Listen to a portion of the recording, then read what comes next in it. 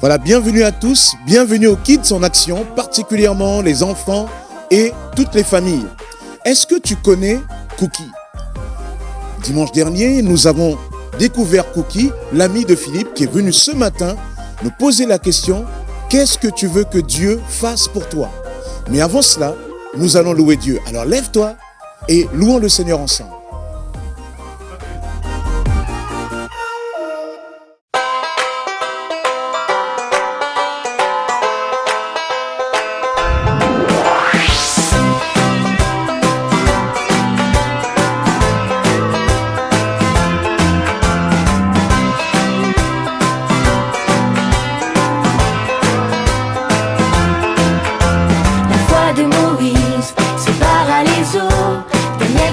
Devant les lions, Noé occupé à construire une arche, il s'appuyait sur Dieu.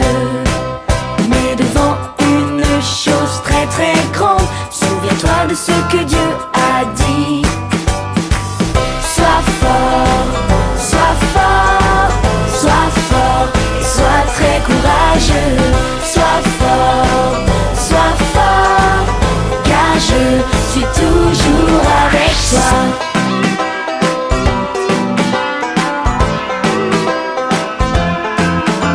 Esther s'est tenue devant le roi, Joseph trahi et vendu comme esclave. David courageux affronta Goliath, il s'appuyait sur Dieu. Mais devant une chose très très grande, souviens-toi de ce que Dieu a dit. Sois fort et sois très courageux. Sois fort, car je suis toujours avec toi. Sois fort et sois très courageux. Sois fort, car je suis toujours avec toi. Sois fort, car je suis toujours avec toi. Sois fort, car je suis toujours avec toi. Sois fort, car je suis toujours avec toi.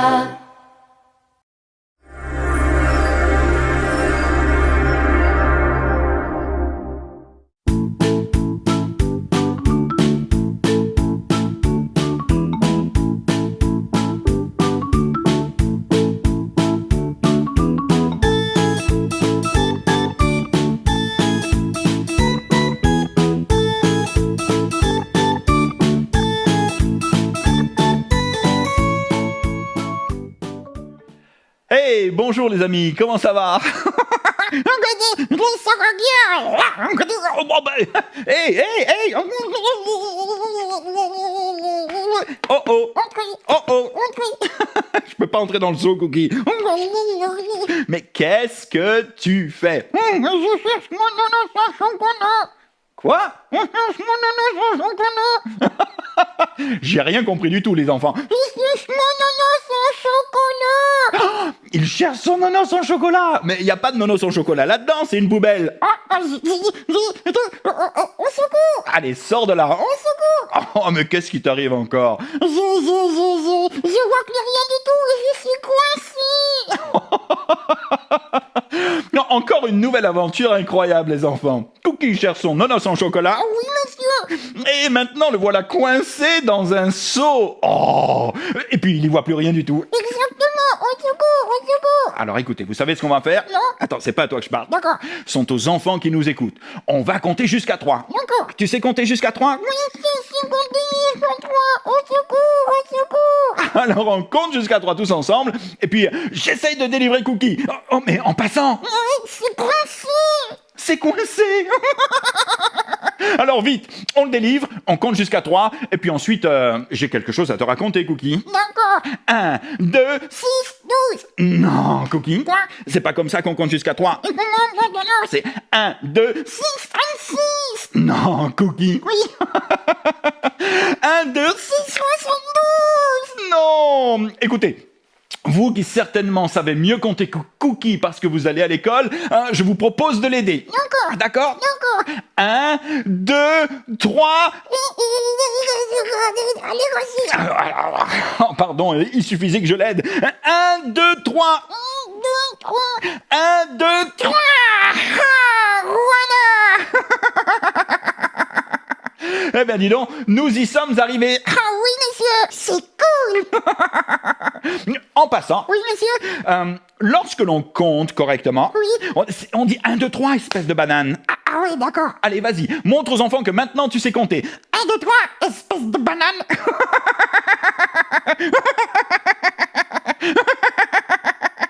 Il est terrible, les amis, je n'arriverai jamais à le changer. Ah, ça c'est vrai, monsieur. Dis-moi, Cookie, Oui, j'ai l'impression que vraiment tu n'y voyais rien du tout. absolument rien du tout dans le seau. C'était tout noir. Tu sais quoi? Non, monsieur. Ça me fait penser à mon histoire. Au personnage de mon histoire. Qu'est-ce que tu veux dire? À Bartimée. Qui ça? Bartimée. Ah oui, je sais. Comment ça, tu sais? Je le connais. Ah, tu connais Bartimée? Oui, monsieur. Eh ben, dis-nous qui il est alors. C'est le monsieur de Titi Rominé. Non, Cookie. Comment ça? Non, c'est pas Titi et Rominé. C'est qui alors? Je viens de te le dire, c'est Bartimée. Martinet? Martinet? Qu'est-ce que tu vas faire avec un martinet? Mais c'est pas un martinet. C'est Bartimée. Ah, je sais qui c'est. Alors dis-le. C'est monsieur Robinet.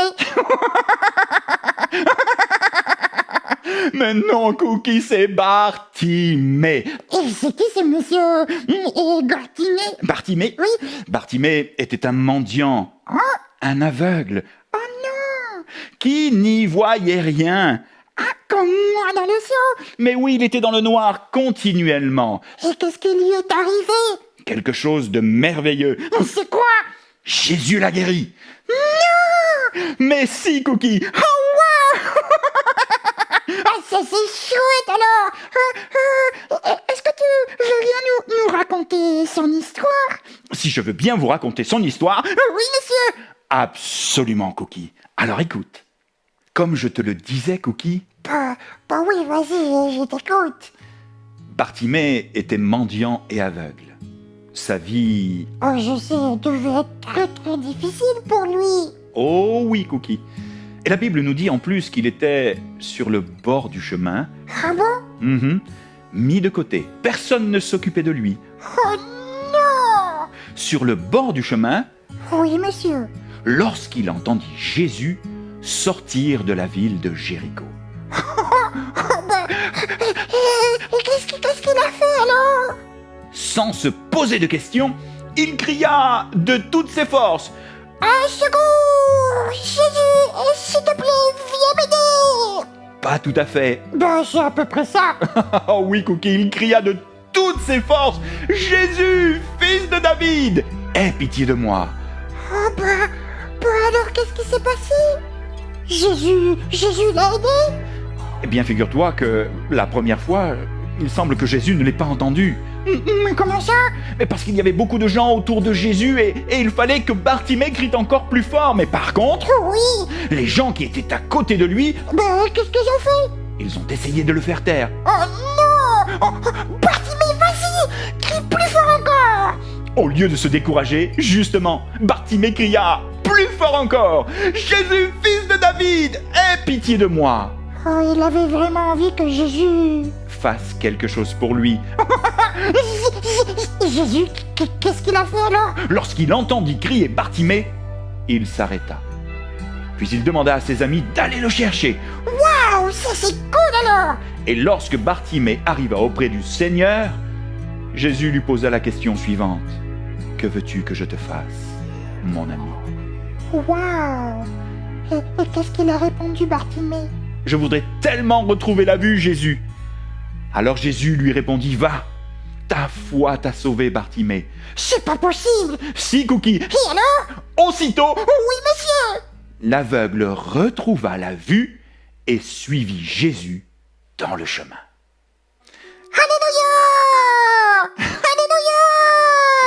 Alléluia! Tu es content, Cookie? Oh bah oui, parce que c'est une chouette histoire ça. C'est cool alors. Oh oui, c'est merveilleux, Cookie. Ce qui est arrivé à Bartimée est juste waouh! Waouh. Incroyable. Ça a dit extraordinaire. Extraordinaire? Oui monsieur. Qu'est-ce que tu veux dire? Pour Bartimée de retrouver la vue. Oh mais oui, absolument, Cookie. Extraordinaire pour lui d'y voir clair, alors qu'il était aveugle depuis sa naissance, certainement. Oh, ça c'est chouette alors. Merci Jésus, tu es merveilleux. Tu sais, Cookie, Quoi? Jésus Oui. est le même hier, aujourd'hui et éternellement. Qu'est-ce que tu veux dire? Eh bien, ce qu'il a fait pour Bartimée, Oui monsieur. il peut le faire aussi pour toi.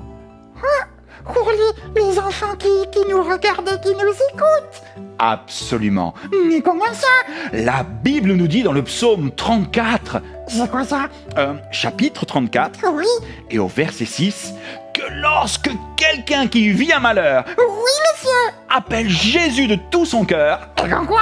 eh bien le Seigneur l'entend. Non. Si, mais si, Cookie. Et ensuite? Non seulement il l'entend, Oui. mais il répond à sa prière. Oh bah dis donc, ça c'est une bonne nouvelle alors. Oh oui, c'est une merveilleuse nouvelle. Et peut-être que toi, aujourd'hui, qui nous écoutes, C'est comme quoi? eh bien peut-être que tu vis quelque chose de douloureux, C'est vrai? quelque chose de difficile. Eh bien aujourd'hui, Jésus te pose la même question. La même question La même question. qu'il a posée à Bartimée. Que veux-tu que je te fasse? Que veux-tu que Jésus te fasse? As-tu besoin d'être guéri? As-tu besoin d'être consolé? Oh oui, As-tu besoin d'être pardonné? ça arrive ça. Oh oui! Pardonné pour toutes tes bêtises, ta désobéissance et la méchanceté de ton cœur? Que veux-tu que Jésus te fasse? As-tu besoin qu'il fasse quelque chose de Précis précis? dans ta vie. De précis dans ta vie. Demande-lui de tout ton cœur de le faire. Et fais-lui confiance. Allez, n'hésite pas, il est un ami merveilleux. Et il répondra à ta prière. Ça c'est chouette alors. Ce qui est important, c'est que tu le suives aussi dans le chemin. Sur le chemin, En devenant son ami, que tu lui fasses confiance et que tu acceptes de grandir avec lui, comme Bartimée l'a fait. comme Bartimée l'a fait absolument, Cookie. Ne t'inquiète pas, Non monsieur, quels que soient tes soucis et la tristesse de ton cœur, dis-le-nous. Jésus est tout près de toi, Oh wow, ici, avec toi, même si tu ne le vois pas, fais-lui juste confiance. et il agira. Ça c'est cool alors. À bientôt les amis pour de prochaines aventures. C'était juste merveilleux de vous retrouver aujourd'hui avec cette histoire extraordinaire. Que veux-tu que Jésus te fasse?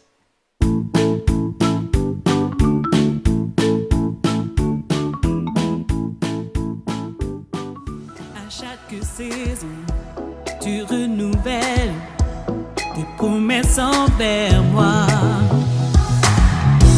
Qui peut s'opposer à ta volonté? Qui peut t'arrêter lorsque je suis là découragé? Tu es tout pour moi. Désormais je veux persévérer, car tu es avec moi. Oui, tu es avec moi. Ton amour m'environne, il est plus haut.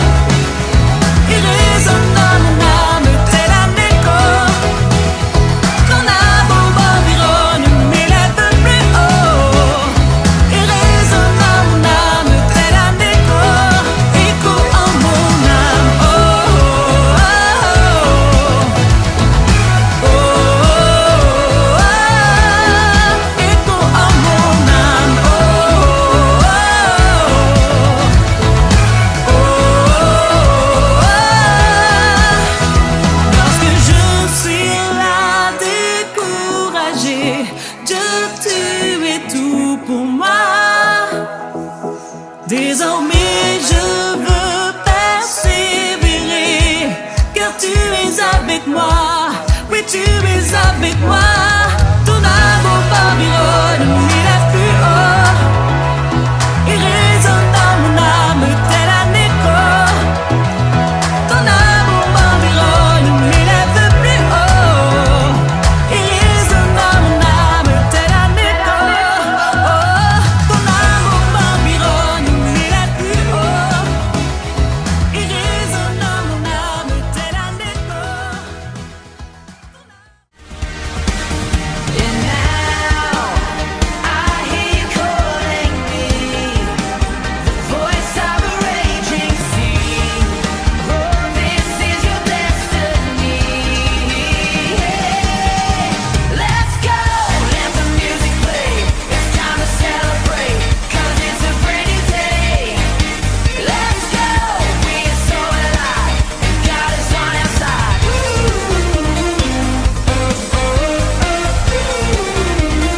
Yeah, let's go.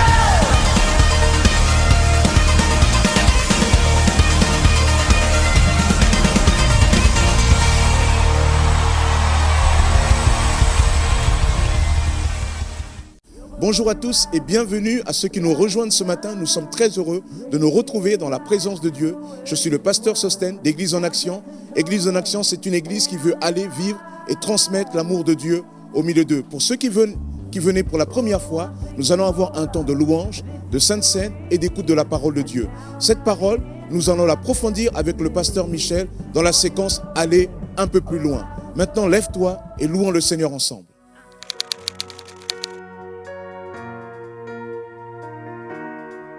Alléluia!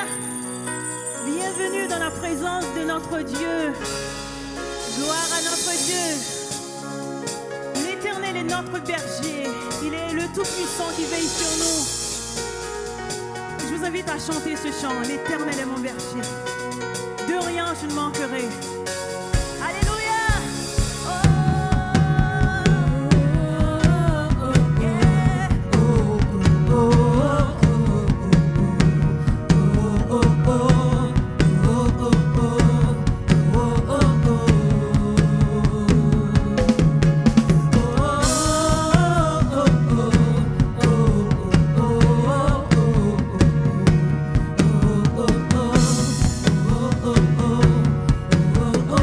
L'Éternel est mon berger. Tous ensemble. L'Éternel est mon berger. De rien je ne manquerai. Oh mon âme, chante mon âme. Pas à pas il me conduit. Au bord des eaux calmes je le suis. Oh mon âme, chante. Oui, toujours le bonheur. Oui, toujours le bonheur et la grâce m'accompagneront dans sa présence. Tellement de joie, tellement de joie. Et tant qu'il se trouve auprès de moi, aucun mal mon âme tu ne. Et dans son temps, je reviendrai. Et si je traverse encore, et si je traverse encore la vallée de l'ombre de la mort, oh mon âme, chante mon âme, puisqu'il m'aima le premier, oh, non rien ne pourra me séparer de son amour, de son amour. Oui, toujours le bonheur et la grâce m'accompagneront devant sa face, dans sa présence. Tellement de joie, oh, tellement de joie. Et tant qu'il se trouve auprès de moi, et tant qu'il se trouve auprès de moi, aucun mal mon âme tu ne craindras. Et dans son temps, je reviendrai, je reviendrai. Ouh, Yahweh, Yahweh, Yahweh, tu fais briller sur moi ton soleil. Yahweh, Yahweh, Yahweh, Yahweh, lumière chasse au loin. Oh Yahweh, Yahweh, ta parole éclaire mon sentier.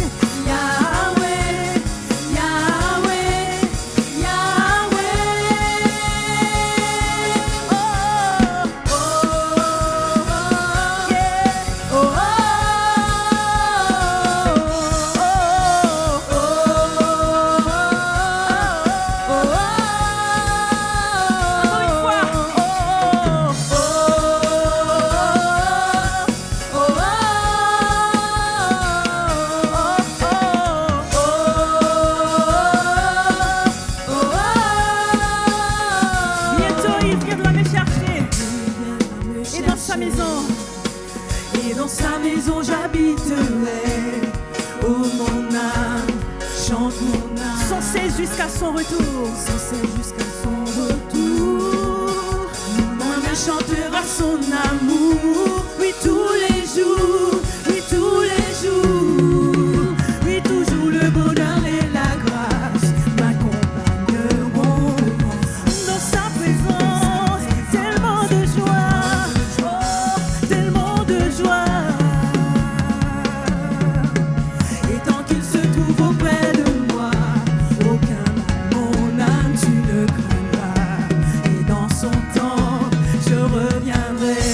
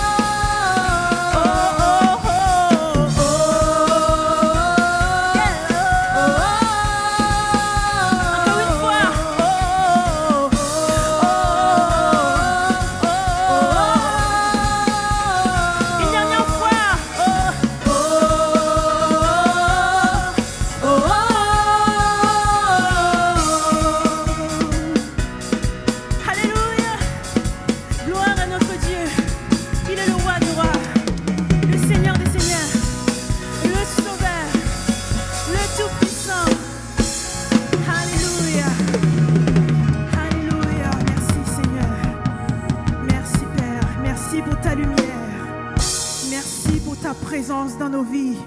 Merci pour ta grâce, Seigneur. Merci, Seigneur, pour ta douce présence dans nos vies, mon Dieu. Nous ne cesserons jamais de venir devant ta présence, devant ta face, Seigneur. Ta face qui nous éblouit, ta présence qui nous éblouit, Seigneur. Oh, alléluia. Merci, Seigneur. Louange à toi seul. Gloire à toi, Seigneur. Alléluia.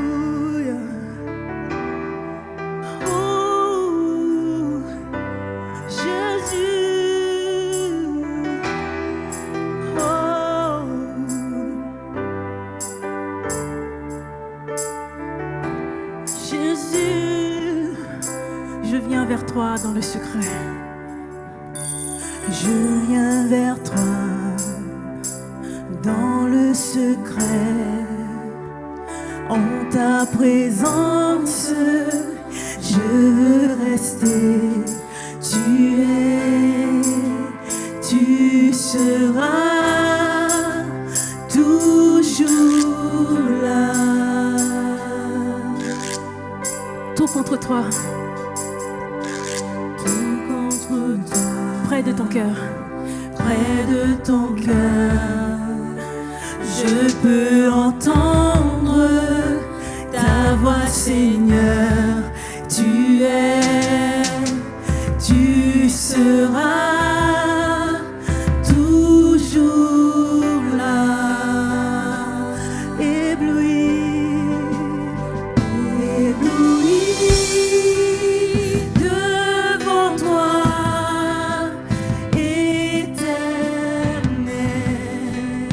Par l'amour de ton ciel, ébahi par l'amour de ton ciel.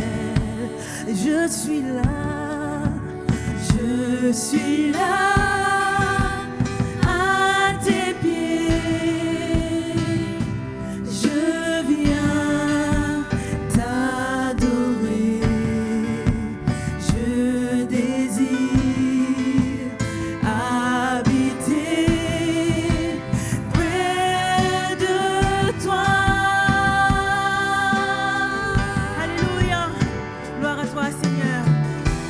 vois ton bras. Alléluia. Je vois ton bras, je sens ta main. Tu me protèges, tu me soutiens. Tu seras toujours là. Ébloui, devant toi, éternel, ébahi par l'amour de ton ciel, oh, de ton ciel. Je suis là à tes pieds, je suis là. Ah, je viens, Jésus, je viens t'adorer. Je désire habiter près de toi. Seigneur, habiter près de toi, Jésus, c'est le désir de mon cœur, Jésus. Tu es ma lumière, Jésus, tu es tout pour moi, Jésus. Tu es ma lumière, Jésus. Oh, Jésus, alléluia. Tu es tout, Jésus. Reçois nos prières ce soir, ce matin, devant ta présence. Alléluia, tu es ma lumière. Tu es ma lumière, en toi j'ai un Père heureux. Sois ma lumière. Tu es ma lumière. Reçois ma prière ce matin devant ta face. Alléluia. Tu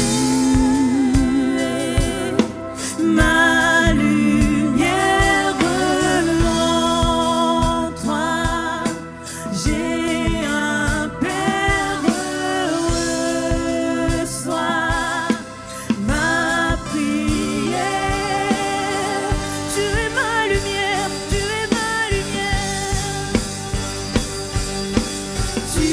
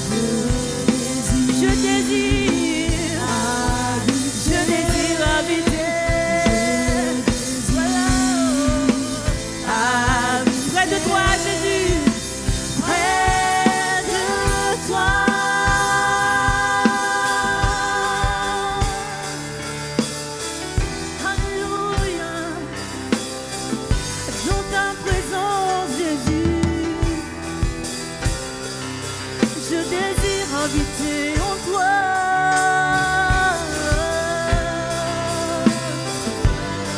Alléluia. Gloire à notre Dieu. Louange à notre roi. Merci Seigneur. Gloire, gloire à toi Seigneur. Merci pour ta présence. Merci pour ton esprit. Merci, Seigneur, pour tout ce que tu es, Seigneur. Remplis nos cœurs, remplis nos cœurs, remplis nos vies, mon Dieu. Remplis-nous de ta présence. Remplis, Seigneur, l'atmosphère, Seigneur. Nous nous prosternons devant ta face, Seigneur. Nous nous prosternons devant toi ce matin, Seigneur. Reçois nos cœurs. Reçois nos louanges, mon Dieu. Tu es Dieu dans notre cœur. Tu es Dieu en ce lieu, Seigneur. Prends le contrôle de toutes choses, mon Dieu. Prends la place qui te revient en ce moment même, mon Dieu. Alléluia. Prends toute la place, Seigneur. Prends ta place en ce lieu. Prends ta place dans nos vies, mon Dieu. Prends ta place dans nos familles, mon Dieu. Tu es Dieu dans nos cœurs. Tu es le Dieu de notre vie. Tu es le Dieu de notre maison. Tu es le Dieu de ce lieu. Alléluia. Merci, Seigneur. Alléluia. Jésus, tu es Dieu. Prosterné. Prosterné, nous confessons, tu es Dieu en ce lieu. Prosterné, nous confessons, tu es Dieu en ce lieu. Prosterné.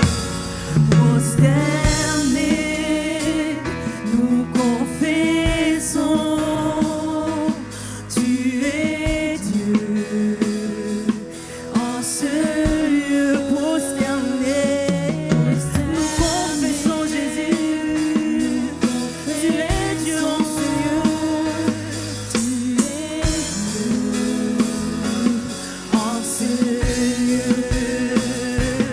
Prosterné.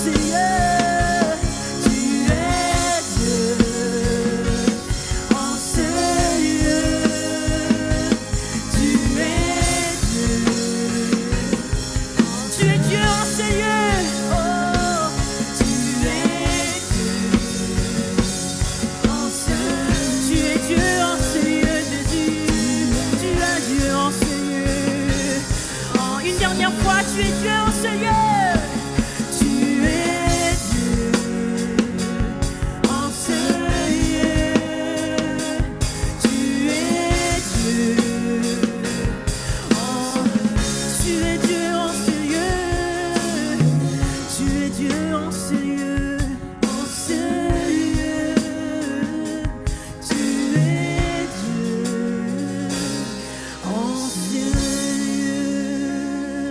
Alléluia. Jésus.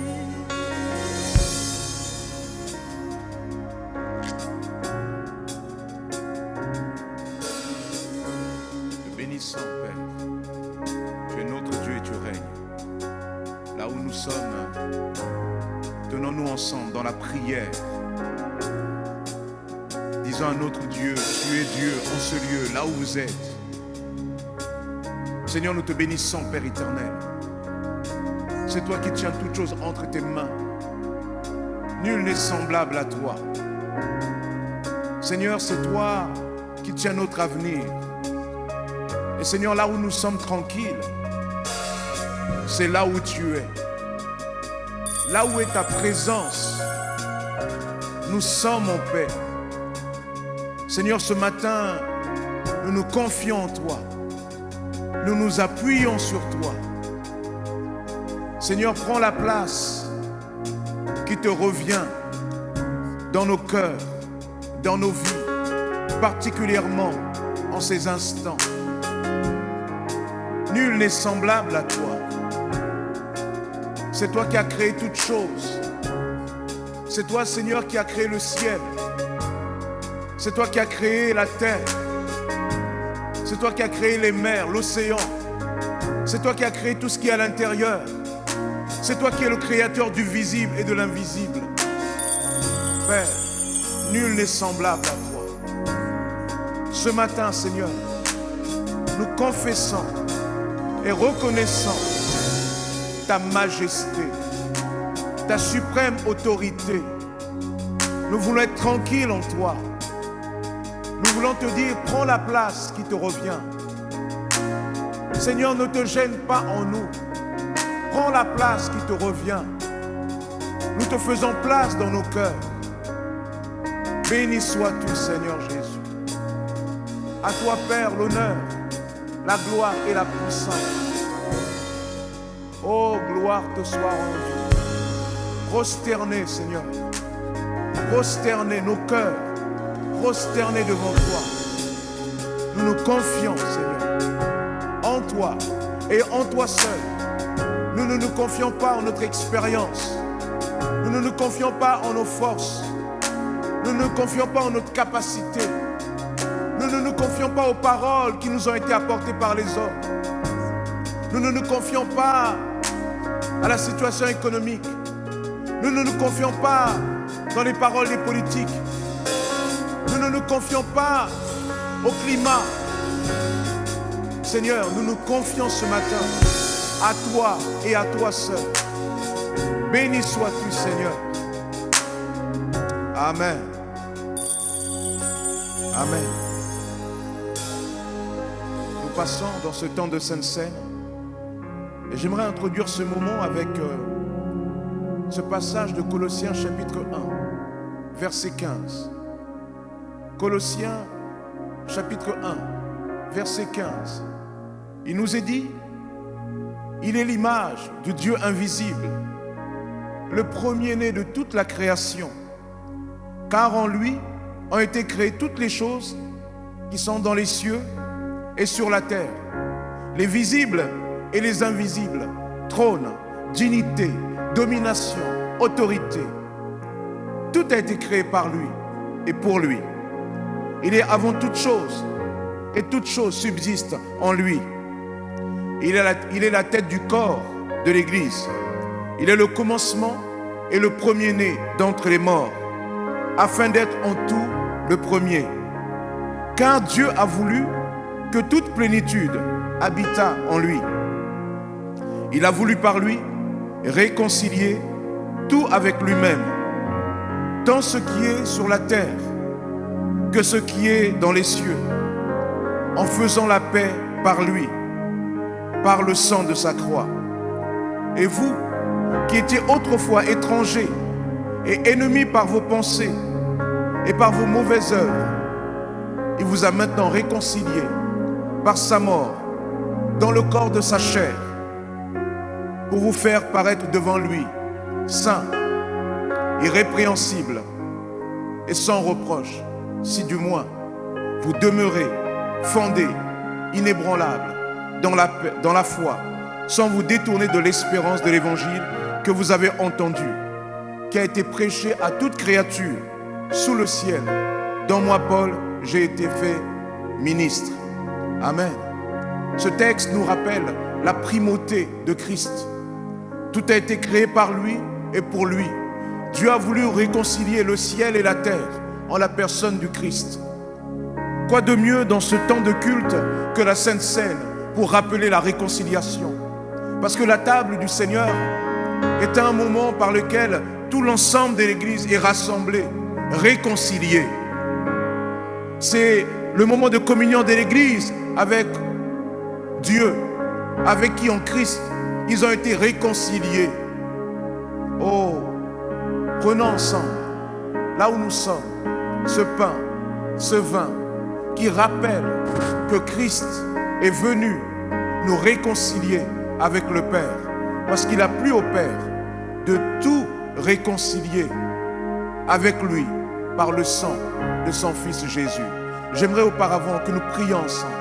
Seigneur, nous te bénissons pour ta parole. Nous te bénissons pour cette parole qui nous rappelle combien nous sommes aimés de toi. Une parole de réconciliation. Seigneur, avec ce repas, nous nous rappelons que c'est toi qui nous invites. Alors, ce matin, nous répondons favorablement à ton invitation.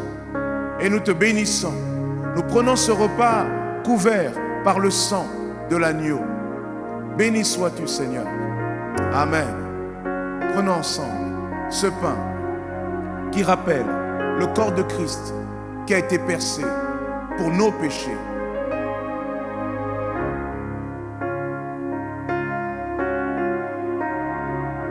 Prenons aussi ce vin qui rappelle le sang de Christ qui a coulé pour le pardon de nos péchés.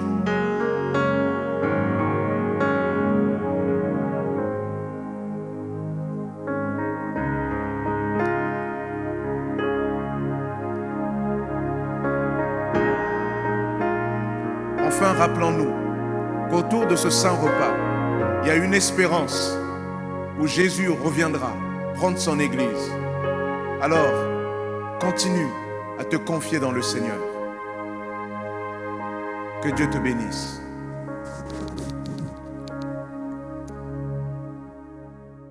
Voilà, bonjour frères et sœurs, bonjour bien-aimés, tous ceux qui nous regardent d'Église en Action, ou si tu nous regardes de plus loin, bienvenue dans ce moment de la parole de Dieu.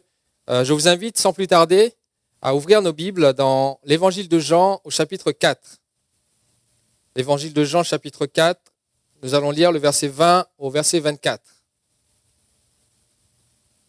Pour mettre dans le contexte, vous connaissez cette histoire de la femme samaritaine qui rencontre Jésus au puits. Et puis, il y a une conversation qui va se dérouler. Jésus va lui demander à boire. Et puis, il y a une conversation qui va se dérouler. Et puis, Jésus va lui révéler toute sa vie. Et puis, au fur et à mesure, elle commence à comprendre qui est Jésus. Et là, il y a cette conversation entre cette femme samaritaine et Jésus. Et on voit une évolution de cette conversation. Je vous invite à lire depuis le verset 4. Hein. Là, on va focaliser à partir de verset 20, mais commencez déjà au verset 4 plus tard. Il y a l'évolution de cette conversation au fur et à mesure que la femme découvre qui est vraiment Jésus. Au départ, elle parle d'un simple juif. Elle dit, comment toi, juif, peux-tu me demander à moi, samaritaine, à boire? Et puis, elle va l'appeler Seigneur. Et puis, elle va découvrir que c'est un prophète. Et finalement, elle va découvrir que c'est le Messie. Et là, nous allons lire au verset 20 une partie de cette conversation, la fin de cette conversation. Nos pères ont adoré sur cette montagne. C'est la femme qui parle. Et vous dites, vous, que le lieu où il faut adorer est à Jérusalem.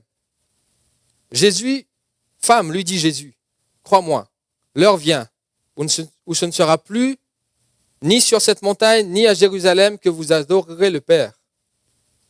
Vous adorez ce que vous ne connaissez pas, nous adorons ce que nous connaissons, car le salut vient des Juifs.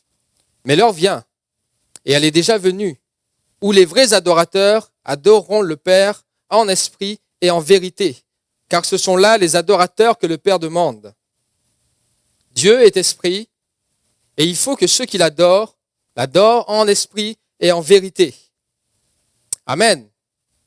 Et là, Jésus va utiliser cette conversation avec cette femme pour lui révéler son cœur, pour lui révéler le cœur de Dieu.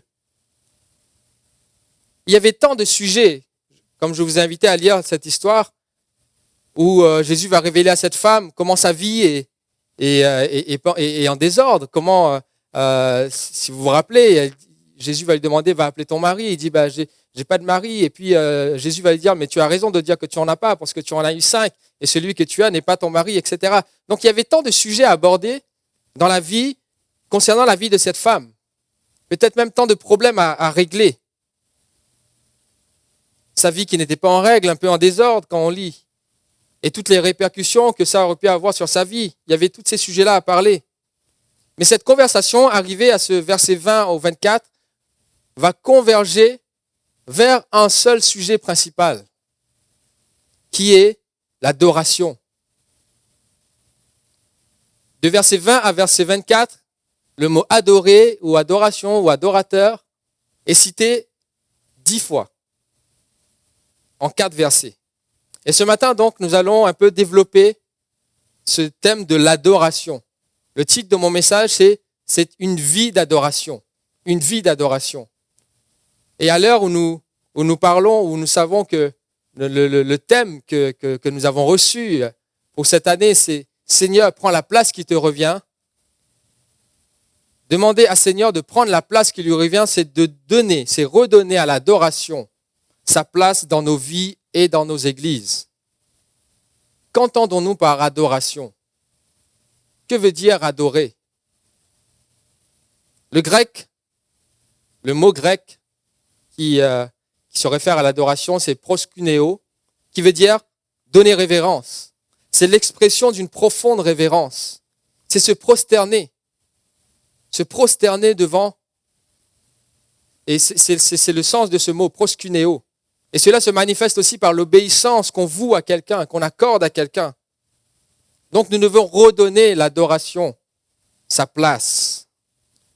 Car au verset 24, Jésus dit, car ce sont là les vrais adorateurs, ce sont là les adorateurs que le Père demande. Dieu cherche quelque chose. Pourtant, c'est le Dieu créateur, c'est le Dieu de l'univers, il n'a besoin de rien. Et pourtant, Dieu cherche. Il cherche l'adoration. Il cherche des vrais adorateurs. Une vie d'adoration. Dieu ne cherche pas des adorateurs du dimanche. Dieu ne cherche pas les adorateurs d'un jour. Dieu ne cherche pas des gens religieux. Parce que cette femme, elle va aborder l'adoration sur un plan religieux. Dire, nous avons appris de nos pères que c'était ainsi, c'est là-bas, il faut aller sur cette montagne, il faut faire tel rituel. Dieu ne cherche pas des gens religieux. Dieu cherche une adoration de chaque jour, de chaque instant. C'est un thème que nous avons déjà commencé à aborder lors d'un Let's Pray début janvier. Et je vous avais cité ce verset de Psaume 113, au verset 3, qui dit « Du lever du soleil jusqu'à son couchant, que le nom de l'Éternel soit célébré. » Et autant que je sache, le soleil se lève et se couche tous les jours, 7 jours sur 7. Donc quand le psalmiste dit du lever du soleil jusqu'à son couchant, il dit que mon cœur loue et adore Dieu chaque instant, chaque jour, 24 sur 24. L'adoration, c'est un mode de vie. Et quand nous étudions la vie de David, nous voyons que l'adoration, c'était son mode de vie.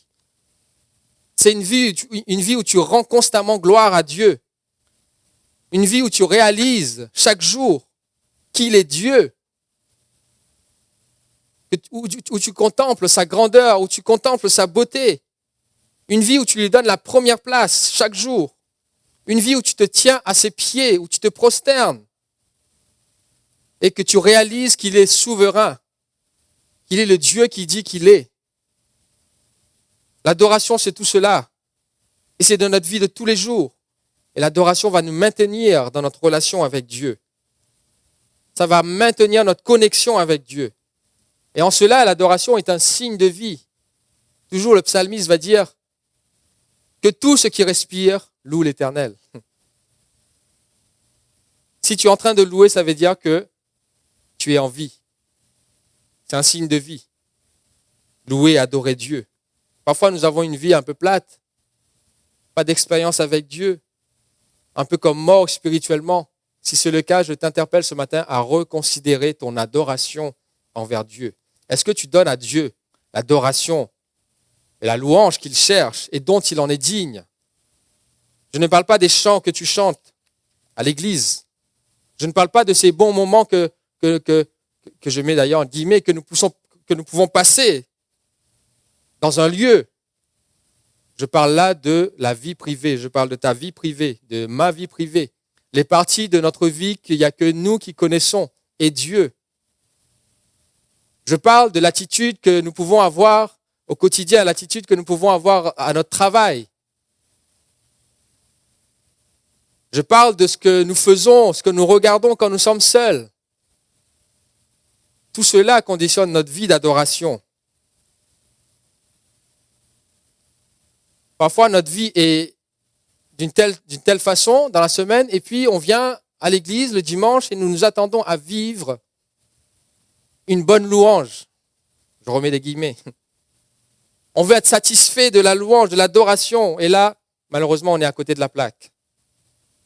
S'il n'y a pas une vie d'adoration, une vie de louange dans le privé, il n'y a pas d'adoration en public. Il y aura juste une bonne prestation. Il y aura juste une bonne performance. Il y aura juste une bonne ambiance, la bonne humeur. Mais il n'y aura pas d'adoration. Ce n'est pas l'adoration que Dieu cherche. Le temps que nous passons dans l'adoration ne doit pas nous habituer à ces choses-là, à la bonne performance, à la bonne ambiance. Mais cela doit nous habituer à la présence de Dieu. Et ça, c'est le domaine de la vie privée. Quand tu es seul, dans la vie de tous les jours. Amen. Et le prochain point que j'aborde, c'est que nous sommes un temple. Et un temple d'adoration. À l'époque de l'Ancien Testament, l'adoration se faisait dans un lieu qui s'appelait le lieu très saint. Le sacrificateur pouvait y entrer une fois par an. C'était le lieu très saint, où était la présence qui était le symbole de la présence même de Dieu. Mais je vous invite dans le Nouveau Testament maintenant, dans 1 Corinthiens 6, 19, qui dit que vous êtes le temple du Saint-Esprit, habitation de Dieu, le temple de Dieu. Dieu habite en nous. Or, dans le temple de Dieu, l'adoration doit être permanente. Dans les chroniques, dans 1 Chronique au chapitre 15, il est question de l'arche de l'Alliance qui est ramenée à Jérusalem. Et à ce moment-là, David va dresser une tente pour y placer l'arche. Cette tente est aussi appelée le tabernacle de David. Et là, David va organiser quelque chose. Il y aura un service de louange, d'adoration qui va se faire continuellement, 7 jours sur 7, 24 sur 24. Et ça m'interpelle. Nous qui sommes supposés être le temple, ce tabernacle, qui n'est plus un lieu donné. La Bible va dire, c'est vous maintenant le temple, c'est vous maintenant le tabernacle, où Dieu réside. Nous qui sommes supposés être le temple du Saint-Esprit, le temple de Dieu, l'habitation de Dieu.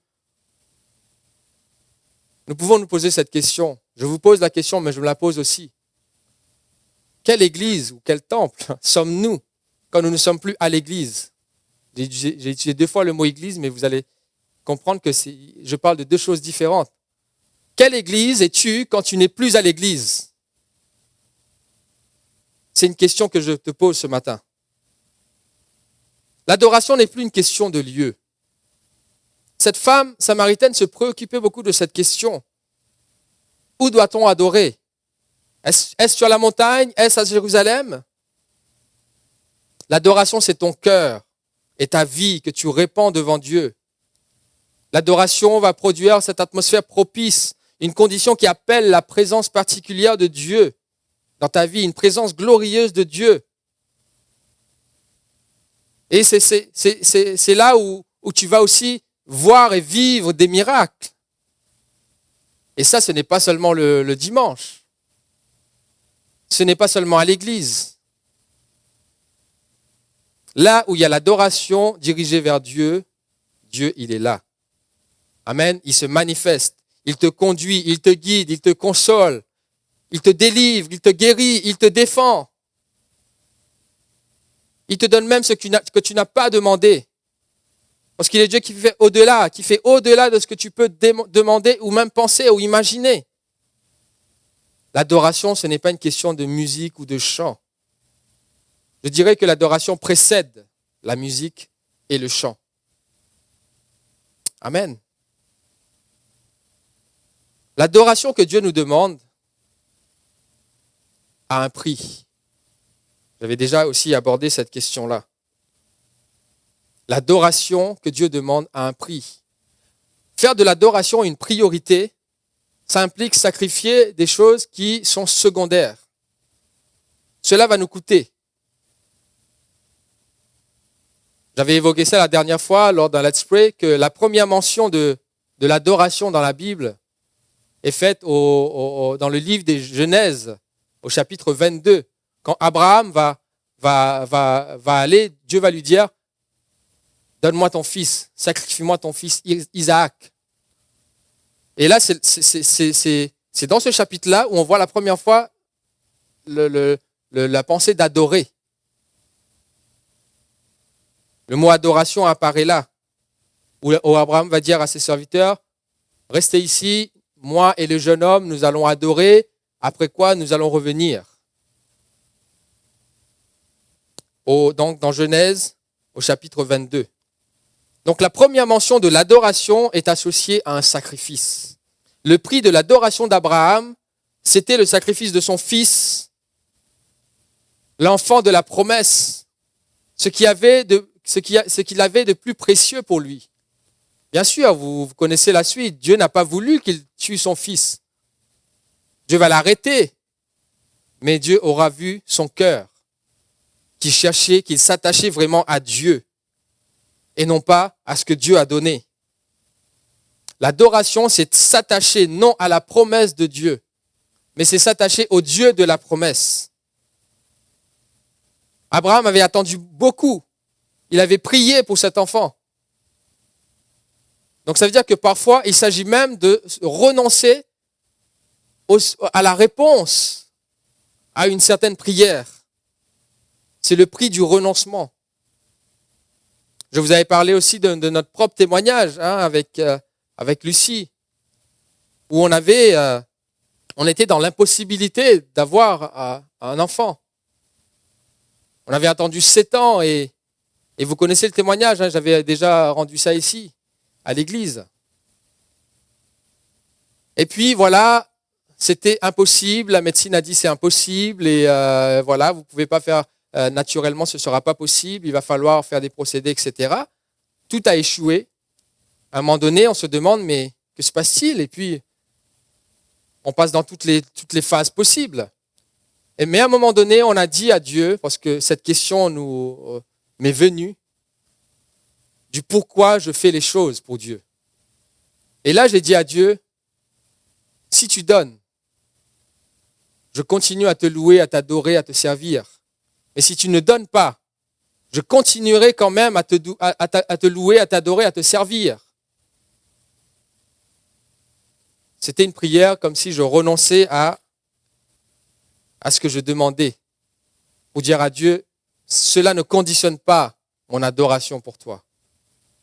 Amen. On voit dans 2 Samuel 6, David, le roi David, qui était déjà roi, c'est ce moment où il va danser de toutes ses forces devant l'Éternel, mais on nous dit que d'abord, il va se débarrasser de ses vêtements royaux. Il va se débarrasser de cette tunique qui montrait aux yeux de tout le monde qu'il était roi. Pour adorer sincèrement, il y a cette attitude de s'humilier. de s'abaisser, de renoncer. Amen. Donc j'ai encore d'autres questions. À quoi tu t'attaches? À une promesse, à une bénédiction? Cette bénédiction, parfois, prend la place de Dieu, prend la place de l'adoration que tu dois à Dieu. Es-tu prêt à lâcher les promesses de Dieu que Dieu t'a faites ou qu'il t'a accordées? Parfois, Dieu bénit, donne un travail. Et maintenant, on a un travail, mais on n'a plus le temps d'adorer Dieu. Parfois, on a un double travail. La voiture, la maison, on oublie que tout cela vient de Dieu. Adorer Dieu, c'est reconnaître, réaliser. Surtout le mot reconnaître sur lequel j'aimerais insister. Réaliser, reconnaître que tout ce que nous sommes, tout ce que nous avons eu, tout ce que nous avons et tout ce que nous aurons, tout est à Dieu. Tout vient de Dieu. Tout lui appartient. Quand nous reconnaissons cela, quand nous réalisons cette place de Dieu, et là, l'adoration, la vraie adoration va s'élever de nos cœurs. Amen. Le danger, c'est quand j'ai identifié deux dangers. Le premier, c'est quand les ressources prennent la place de la source. Quand les ressources prennent la place de la source. Je paraphrase ce verset de Matthieu 6, 33, qui dit « Cherchez d'abord le royaume des cieux et sa justice, et toutes choses vous seront données par-dessus. » Je paraphraserai ainsi « Cherchez d'abord la source, et toutes les ressources vous seront données par-dessus. » Amen. Mais quand les ressources prennent la place de la source, là, il y a un problème, il y a une anomalie. Et c'est ce que n'a pas fait Abraham. Abraham a réalisé que la source restait la source. Dieu a donné Isaac, Dieu peut reprendre Isaac, mais la source, c'est lui. Il avait confiance dans cette source qui était Dieu. Amen. C'est ce qui a valu d'être appelé le père de la foi. Dieu a dit, je sais maintenant que c'est moi que tu adores. Un autre danger qu'on peut identifier, c'est quand les moyens prennent la place du but, de la finalité. Quand le moyen prend la place, ou les moyens prennent la place du but, de la finalité, du pourquoi nous faisons les choses. Chanter, ce n'est pas ça, adorer. Peut-être choquer beaucoup là. Lever les mains, frapper les mains, danser, ce n'est pas ça, adorer. Mais ces choses sont des moyens et leur utilisation sont les résultats de quelque chose d'autre que nous vivons, quelque chose d'autre que nous avons réalisé. Le fait que Dieu est la raison de tout. Amen. La raison de tout et la raison de tout ce qui existe. Alors nous l'adorons, alors nous employons ces moyens et nous mettons en œuvre ces moyens. Donc attention à ce danger du moyen qui devient le but. Tout ce qui devient l'objet de ton adoration, toute chose ou toute personne à laquelle tu attaches plus d'importance que Dieu, devient ton Dieu. Et là, c'est la définition de l'idolâtrie. Je le redis. Toute chose à qui, ou une personne à qui tu attaches plus d'importance qu'à Dieu, devient ton Dieu. Et ça, c'est l'idolâtrie. La frontière entre la vraie adoration et l'idolâtrie est mince, parfois. Et il nous arrive souvent, à tous, de franchir cette frontière-là.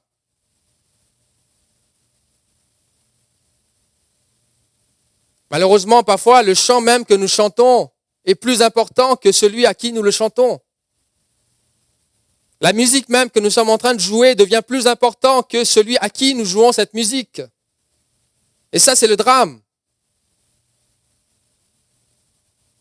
Parfois, les arrangements musicaux, le solo la performance technique devient plus important que celui à qui nous sommes en train de le faire. Et quand nous faisons cela, malheureusement, nous en avons fait une idole. Là, je fais une petite aparté. Peut-être que cela s'adresse à ceux qui sont dans le ministère de la louange, de l'adoration. Moi, ça m'a remis en question et je vous invite à méditer là-dessus. Ce n'est pas quelque chose à prendre à la légère. Quand le moyen, donc les chants, la musique, la danse, les ambiances, etc., devient plus important que le but, c'est-à-dire l'adoration, là, on est à côté de la plaque. Et on risque de tomber dans l'idolâtrie. Souvent, on met tellement d'énergie, tellement de temps, tellement d'argent dans les moyens, qu'il ne reste plus rien. Après ça, il n'y a plus d'énergie pour adorer. Que cela, je ne condamne personne, je reproche personne, mais que cela nous fasse un peu réfléchir. Je pense que cette année, en disant à Dieu, Seigneur, prends la place qui te revient, ça passe forcément par des remises en question. Ça passe forcément par peut-être des corrections que nous devons faire sur notre vie personnelle. Attention au détournement de l'adoration. Nous chantons beaucoup de chants à propos de Dieu. Nous chantons beaucoup de chants sur Dieu. Mais combien de chants réellement nous chantons à Dieu?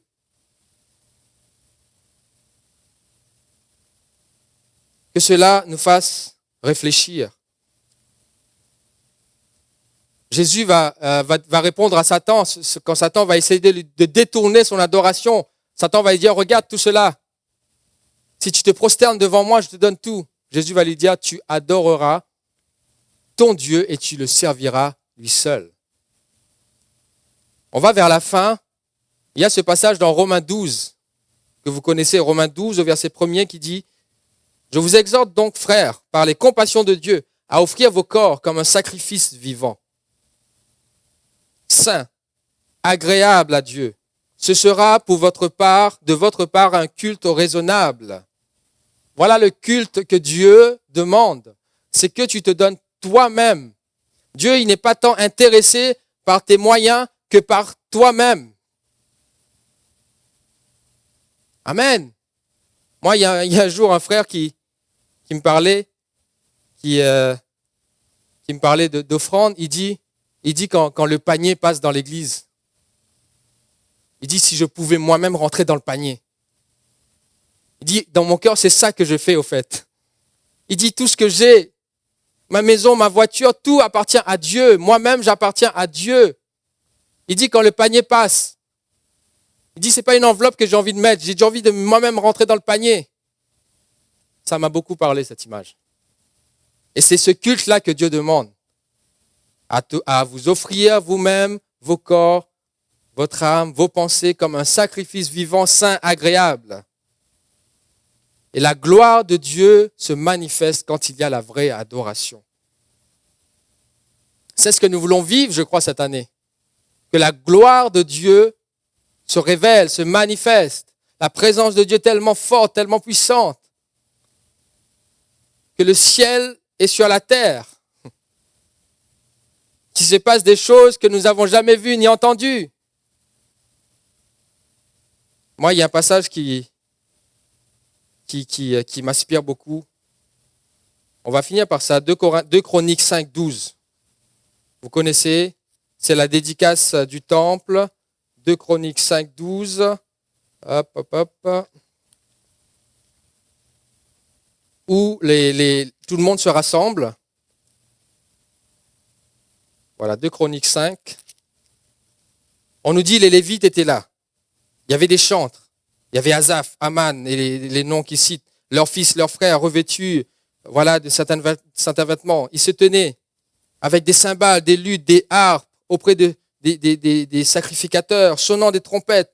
Et lorsque ceux qui sonnaient des trompettes et ceux qui chantaient, s'unissant d'un même accord pour célébrer, pour louer l'Éternel, firent retentir les trompettes, les cymbales, les instruments, ils célébrèrent l'Éternel par ses paroles, car il est bon, sa miséricorde durera toujours. On nous dit, à ce moment-là, la maison de l'Éternel fut remplie d'une nuée. Les sacrificateurs ne purent plus y rester pour faire le service à cause de la nuée, car la gloire de l'Éternel remplissait la maison de Dieu. Quand l'adoration est là envers Dieu, Quand la louange est là, dirigée vers Dieu, il se passe des choses. La gloire de Dieu descend.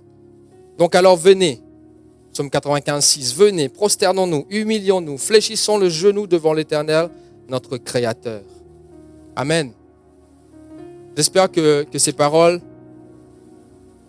nous interpellent pour redonner la place de l'adoration à Dieu qui mérite l'adoration. Nous allons prier ensemble. Nous allons prier. Nous allons demander à Dieu, Seigneur, je me repens devant toi ce matin. Peut-être que dans mon cœur, il y a eu un détournement de l'adoration. Peut-être, Seigneur, que j'ai mis les moyens avant le but. Peut-être que j'ai mis les ressources avant la source. Peut-être, Seigneur, que je t'ai mis au 2e rang, au 3e rang. Que j'ai commencé à adorer la bénédiction au lieu d'adorer le Dieu de la bénédiction. Que je me suis attaché à la promesse au lieu de m'attacher au Dieu de la promesse. Seigneur, ce matin, visite nos cœurs, Seigneur. Visite nos cœurs. Nous voulons nous repentons, Seigneur, de ces choses, afin de te donner la vraie adoration qui vient de nos cœurs. Non pas un jour, non pas le temps d'un chant, mais chaque jour, Seigneur, dans tout ce que nous faisons, nous reconnaissons que tu es Dieu. Nous reconnaissons que tout vient de toi. Tout ce que nous sommes, tout ce que nous possédons, tout vient de toi, Seigneur. Et à partir de ce moment-là, Seigneur, c'est toi notre Dieu. Et c'est toi que nous adorons. Nous ne voulons que ni personne, ni un objet, ni quelque situation ne prenne cette place qui te revient, Seigneur, dans notre cœur. Tu es la cible de notre adoration. Alors viens nous libérer de toutes ces choses. Viens nous libérer de ces emprises. Viens nous libérer, Seigneur, des choses qui nous empêchent de t'adorer vraiment. Toute la gloire te revienne, Père.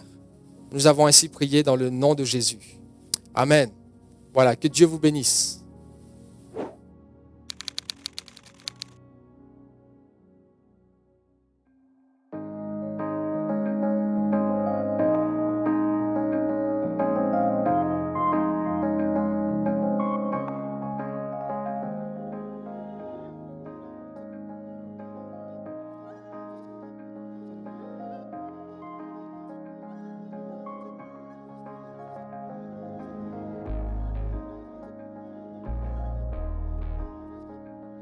Bonjour Église en Action, vous pouvez maintenant participer de vos dons en CB ou PayPal via notre site internet www.égliseenaction.fr et vous cliquez sur le bouton Faire un don. Autre possibilité, par virement, selon les coordonnées bancaires reprises dans la description de la vidéo ci-dessous, ou par chèque à établir à l'ordre de Église évangélique d'Argenteuil ou Église en Action à envoyer au 29 boulevard Karl Marx 95 100 Argenteuil.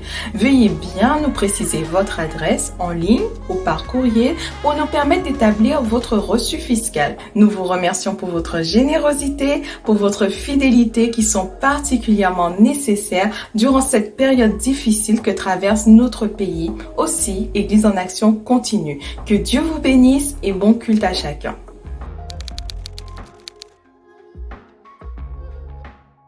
Voilà, nous sommes dans ce temps maintenant, aller un peu plus loin. Le but de cette partie, c'est véritablement d'approfondir ce qui a été apporté ce matin par le pasteur Michel, qui nous a parlé de l'adoration. Voilà. Bonjour Michel. Bonjour, c'est Ça Stan. va ? Ça va bien, merci. Très bien. Tu as abordé le thème de l'adoration. Cette année, il est question de ce thème que nous voulons développer avec l'Église. Seigneur, prends la place qui te revient. Quel lien entre ce thème et l'adoration que tu as abordé ce matin ? Bien sûr. Et c'est vrai, nous demandons au Seigneur de prendre la place qui lui revient. Ouais. Et parce que le mot adoration, finalement, il n'est pas non plus, c'est pas un mot consacré aux chrétiens, finalement. Oui, tu veux dire, c'est pas simplement dans la sphère chrétienne. Oui, oui. Oui, en fait, on peut adorer beaucoup de choses. D'accord. On peut, si on est fan de football, on peut adorer le foot. D'ailleurs, dans certains pays, c'est une religion, le foot. Des joueurs deviennent des dieux. Hein. Ouais. Et Maradona, On en a parlé récemment. C'est le pasteur Olivier qui en a eu. Voilà. Et du coup, les gens, ils adorent. On peut adorer un objet. D'accord. On peut aimer tellement quelque chose qu'on adore cela. Et finalement, sans se rendre compte, on est en train de tordre le sens de ce mot, et l'adoration qui devait être finalement un terme consacré à Dieu trouvent d'autres objets, d'autres Et comme substrats détourné. détournés. Et c'est pour cela, ce thème, prendre la place qui te revient, Seigneur, c'est redonner à l'adoration sa place, sa place et sa valeur, c'est-à-dire en le dirigeant exclusivement vers Dieu. Donc sa vraie signification, quoi. Voilà. D'accord. Très bien. Tu as dit aussi que l'adoration en public, parce que lorsque nous nous retrouvons dans l'église, nous louons le Seigneur. D'ailleurs, petite chose, tu as fait ce lien en disant que l'adoration, ce n'est pas taper des mains, chanter, mais pourtant aussi l'adoration, c'est aussi ça. C'est aussi ça. Qu'est-ce que tu veux dire par là? Oui, et il y a même un passage dans la Bible où Dieu va dire à son peuple, vous m'honorez des lèvres, Ouais. c'est-à-dire vous chantez, Ouais. vous levez les mains, vous tapez dans les mains, mais votre cœur est éloigné de moi. Hmm. Et c'est un peu cette idée-là que je voulais transmettre, c'est que c'est pas le chant en soi qui constitue l'adoration, parce que tout le monde peut chanter. D'accord. Hein, C'est celui c'est qui... pas. En fait, finalement, c'est un moyen. D'accord. Quand l'adoration prend place, quand nous reconnaissons qui est Dieu, quand nous finalement nous prosternons devant Dieu, et ça, c'est une attitude de tous les jours. D'accord. Et là, un chant va monter en nous, et là, nos lèvres vont bouger, Donc, et tu là, veux nous dire allons que- exprimer, D'accord. et là, ça prend tout son sens. Et là, Dieu, il agrée cela. Donc tu veux dire que l'adoration, ce n'est pas que le chant, en quelque sorte, l'adoration, c'est plus que le chant. Oui. C'est quelque chose qui part de nous et qui finalement imprègne tous les aspects de nos vies, dont notamment le chant. Dont notamment le chant. D'accord. David, à un moment donné, il va être pris tellement de cette envie d'adorer Dieu qu'il va danser. Les gens vont dire, il danse comme un fou. Mais il a dansé, il a utilisé ce moyen. Et comme j'ai dit dans le message, l'adoration précède le chant, précède la musique, D'accord. précède les moyens. Mm.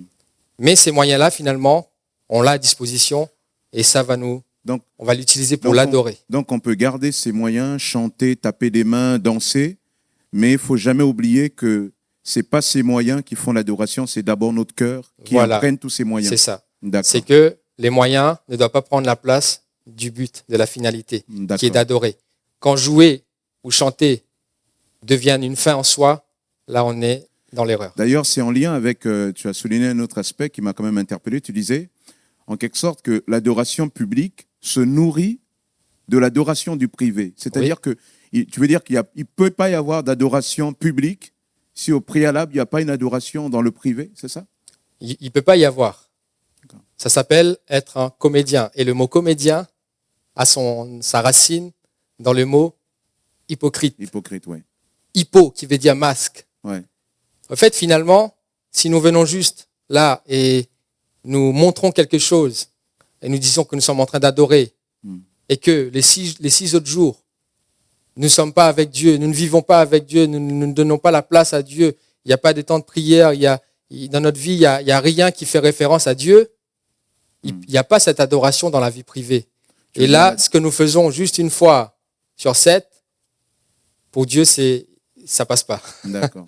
Donc tu veux dire que l'adoration, c'est quelque chose aussi de permanent, quoi. C'est quelque chose de permanent. D'accord. C'est tout le temps, c'est tous les jours, c'est chaque instant. Et c'est là qui nous amène, du coup, quand on est en public, bah, au fait, ce n'est que le débordement de ce qui s'est passé dans notre vie, de ce qui se passe chaque jour. C'est pour cela, quand l'Église se rassemble, en fait, quand David dit « venez avec des hymnes, venez avec des chants », en fait, On vient avec ce qu'on a déjà préparé. j'ai une image là, c'est que ce serait même de voir les gens entrer dans l'église avant que le culte commence et tout le monde en train de louer, en train de chanter. En fait, c'est ça, en fait. Ça aurait pu être ça, c'est l'image que j'ai. D'accord. C'est que les gens, qu'on les accueille le matin, ils entrent dans l'église, tout le monde est en train déjà Comme de si louer, chacun en vient, train de chanter. Il y a un feu qui brûle pour Dieu, mais chacun amène Voilà, sa flamme, quoi. et quand nous venons ensemble, là, D'accord. c'est le grand feu. D'accord. Et Dieu descend dans cette atmosphère. Merci. Mais tu sais, il y a quand même quelque chose qui est assez curieux dans ce que tu as développé et qu'on n'a pas toujours l'impression. Lorsque on évoque l'adoration, toi et moi, on pense à d'ailleurs, quand tu évoquais ça, en parlant de l'Église, tu parles des gens qui sourient, qui sont heureux, etc. Et donc, on pense à des choses bonnes, positives, et pour autant, tu as quand même lié cette notion d'adoration à du sacrifice. Or, le sacrifice, c'est moins agréable, Oui. c'est même contraignant. Tu parles même de prix à payer. Comment on peut lier quelque chose d'aussi, quelque part, d'aussi joyeux à la base, à une notion de sacrifice qui est attachée à une notion de perte, quoi. Ouais, il y a la notion de quelque chose de joyeux, mais dans l'adoration, il y a aussi quelque chose de grave. Ouais. Dans le sens que quelque chose de très sérieux, d'intime. Et il y a, quand on parle de sacrifice, il y a cette notion de priorité. Ouais. Et ça nous coûte toujours, même en ne parlant pas d'adoration ou d'autres choses, ça nous coûte toujours de faire le tri et de remettre la priorité en priorité. Même dans la vie séculière, dans la vie de tous les jours. Ça nous coûte parfois de dire, on va refaire les choses dans l'ordre et dans la priorité. C'est dans ce sens-là que ça coûte. C'est que recentrer la priorité sur Dieu. Chercher d'abord le royaume de Dieu. Et on avait pris l'exemple d'Abraham. Ouais. C'est la mention de l'adoration est faite pour la première fois avec cette notion de sacrifice. Ouais. Abraham va dire, nous allons adorer et nous revenons, alors qu'il était en train d'aller sacrifier son fils. En fait, qu'est-ce qu'il est en train d'aller faire? Aller montrer à Dieu que la priorité, ce n'est pas cet enfant de la promesse, quoi qu'il l'aimait beaucoup. Et pourtant, je pense c'est qu'il a Dieu dû qui lui a pleurer. donné, hein. C'est Dieu qui lui a donné. Et Dieu va dire, donne-moi cet enfant. Il va montrer à Dieu. Dieu le sait, hein, mais Dieu le met à l'épreuve. Que finalement, la priorité, c'est Dieu lui-même. L'adoration, c'est pour Dieu lui-même. Il y a quelque chose que, en parlant justement d'Abraham, là, tu as souligné l'idée que finalement, quand Abraham, il sacrifie Isaac, quand il s'apprête à sacrifier Isaac, en fait, il est prêt finalement à renoncer à ses rêves. Parce que Isaac, c'est le rêve de sa vie, quoi. C'est ça. Qu'il n'espérait plus que Dieu lui accorde. Et Dieu lui dit sacrifie, il est prêt en fait à renoncer à son rêve. Et ça, c'est ça. fort, On a l'impression que Dieu, il est cruel. Mais comment tu peux demander ça à Dieu? Mais finalement, c'est le prix du renoncement. Ouais. Et nous allons remarquer dans notre vie chrétienne, il y a souvent ce prix-là à payer, le prix du renoncement, pour nous recentrer sur l'essentiel. Donc, recentrer pas d'adoration sans sur prix à Dieu. payer. Voilà, l'adoration a un prix. Et je prendrai l'exemple aussi de David qui veut adorer Dieu. Il trouve un terrain, il dit je vais bâtir un autel à Dieu. Oui. Et puis la personne va lui dire, Ornan va lui dire, je te donne le terrain, prends-le en cadeau. Ouais. David va dire, non. Moi, je ne donne pas à mon Dieu quelque chose qui ne me coûte rien. Ouais. Il dit, je vais payer le prix. Je vais payer de mes propres ressources, de mes propres tripes. Il dit, donc encore un exemple pour nous montrer que l'adoration a un prix. Et Dieu, il agrée cela. Très bien. En tout cas, merci pour ce beau message. Seigneur, prends la place qui te revient. C'est laisser Dieu reprendre sa place dans nos cœurs et de faire de nous des adorateurs. Amen. Et je profite aussi de cette occasion pour remercier aussi tous ceux qui participent à ce ministère d'adoration, à tous ces frères et sœurs qui participent vraiment, qui font qu'on est des adorateurs. Mais n'oubliez pas, l'adoration, comme l'a dit le pasteur Michel, c'est d'abord un cœur. Et je prie vraiment que cette année, nous puissions laisser le Seigneur agir dans notre privé pour qu'en public, nous puissions brûler pour le Seigneur. Amen. Que le Seigneur soit béni, que le Seigneur vous fortifie. Amen. Amen.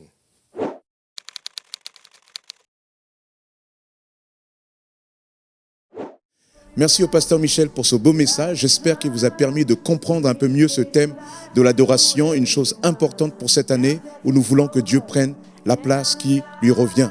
Je vous rappelle nos réunions de semaine, mardi 19h30, études bibliques, partage biblique avec nos différents pasteurs.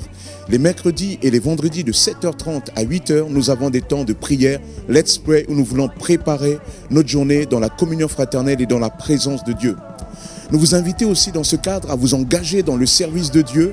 Vous pouvez aussi nous contacter en dessous de cette vidéo. Vous avez toutes les informations pour prendre contact avec nous afin de vous engager.